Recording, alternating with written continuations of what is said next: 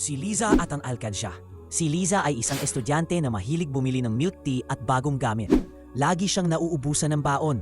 Isang araw, binigyan siya ng lola niya ng alkansya at sinabing, "Anak, kahit piso-piso, makakatulong yan pag pinagsama-sama." Sinunod niya ito.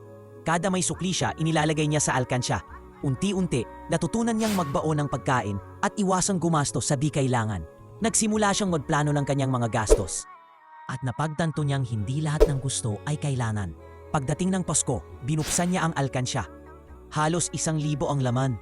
Ang saya niya dahil alam niyang ang kanyang pagsusumikap ay nagbunga. Ginamit niya ito pambili ng regalo para kay lola at kaunting school supplies. Ngumiti ang lola niya at sabi, "O di ba, marunong ka na mag-ipon."